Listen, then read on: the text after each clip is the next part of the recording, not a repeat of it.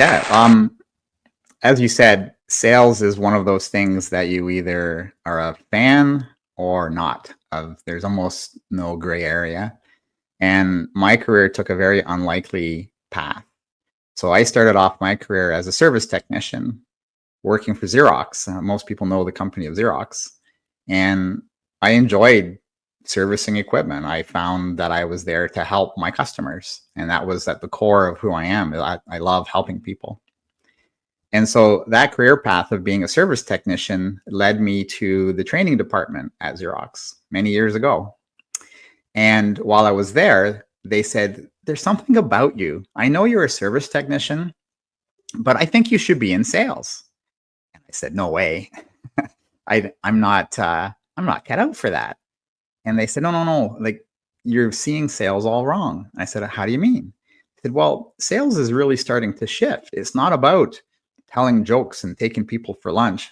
That's part of it sometimes, but it's about helping customers make an informed decision whether or not to purchase the products or services that you have. And I thought, wow, that's an interesting perspective. And I said, I love helping people. So you know what? I'm fascinated by this. Let's do it. So I jumped in and I went into sales 27 years ago, after about 7 or 8 years of being a service technician and a service trainer. And what I learned was it's not easy. And I jumped into it and I struggled. I got some of the best training in the world. I don't know if the listeners know this, but Xerox is famous for the sales training programs. In fact, they used to sell the sales training programs to other companies. It was so good. And I still live by that. It's absolutely good. But even with that amazing training, I needed something else. I wasn't succeeding.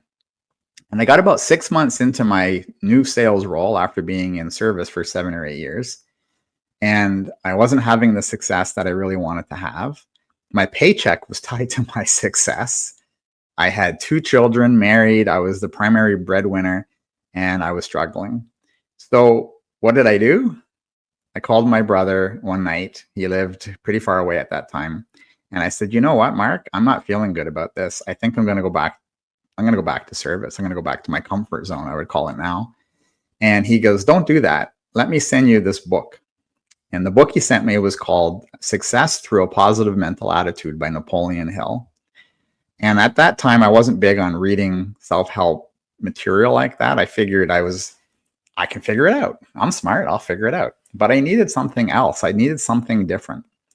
So I read this, I devoured this book, and I shifted. I shifted one thing. I was still the same person. I still had all the great training from Xerox. I had all the experience. I had all that stuff. But the one thing I changed was my mindset, the way I was thinking. A lot of my thoughts were about my identity. My identity was, I'm a service technician. I'm not a salesperson. And then whenever I interacted with a customer, I could see they didn't want to talk to me. And that was really hard to overcome. And then I just started to shift. I started to shift to putting myself in the customer's shoes and really trying to understand what it is they were wanting and needing. And that allowed me to really open up who I was as a person. So all of my walls went down. All of my sort of pretending or acting like a salesperson went away. And I was just speaking to another human. And JB talked a little bit about humanity at the beginning. And it's an interesting topic right now as AI continues to proliferate all the different roles that are out there in the world, it seems. And right now, there's an awakening, it seems, that people, men and women, are trying to be more human. And that may sound funny, but we're trying to be more human as this technology rises around us. And you see videos on YouTube of robots that look real. I even have a little robot that runs around and vacuums the floor for me. So my wife and I love watching the vacuum. I say, I'll do the vacuuming today, and off goes the robot. But we were asked today to talk about what is your one thing. So I want to zero that in for a second. I've been very successful as a salesperson. I've achieved every award you can pretty much win as a seller, as a sales manager, as a sales leader. I've helped companies grow, scale, and be acquired successfully. And there's one thing that I've learned that you need to apply, whether you're an entrepreneur trying to sell your own products and services for your company. You might be a startup, you might be a funded startup, you might be at 5 million, 10 million, whatever it is. If you're an entrepreneur, you have to sell, and you have to get your people, the people you bring on to sell for your company.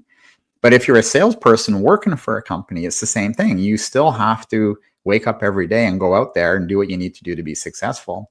And then if you're a sales leader, you've got a sales team, you've got to do the same thing. So what is my one thing that I'd like to share?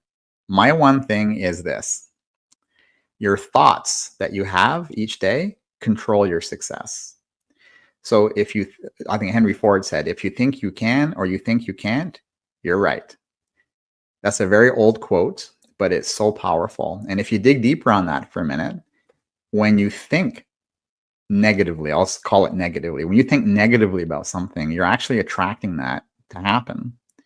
When you think positively, you're attracting that to happen. And it doesn't mean you sit there and say, I am thinking about this to happen and I want this, and it rains from the sky. What it does, if you believe this or not, what it does is it attracts from the universe the energy, the positivity, the opportunities that you need to be successful.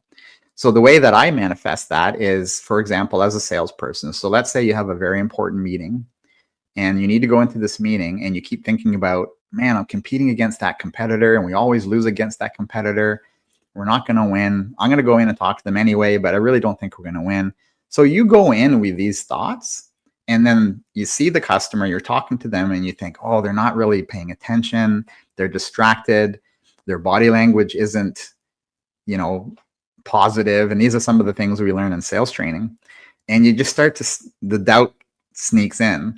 And then depending on we all have self-limiting beliefs that are mainly formed from a young age. So what you're observing triggers some of these beliefs that you have, and then that reinforces it. And then you just go down this torpedo, this torpedo hole. So my one thing is this: no matter what you're trying to achieve in life, doesn't matter about sales. I'm focused on sales, but this applies to everything in life. Your thoughts are your friend or your thoughts are your enemy. You get to decide which one you want them to be. But the more you practice thinking about the things you want to happen, believing like they already have happened, and not allowing the physical things that you visually see take you off that path, the success in life for you is there. And I'm living proof. Shy, quiet service technician, fumbling my way through sales to becoming one of the most successful salespeople that have worked for the different companies that I've worked for. So that's what I wanted to share today, is that one thing that everyone, and anyone listening to this, anyone can apply this. Whatever you're trying to achieve, visualize that. Use your imagination to visualize what you want to achieve, and then control your thoughts to move yourself towards that. And the more you apply that, the more successful you will be. And that is my one thing that I wanted to share today.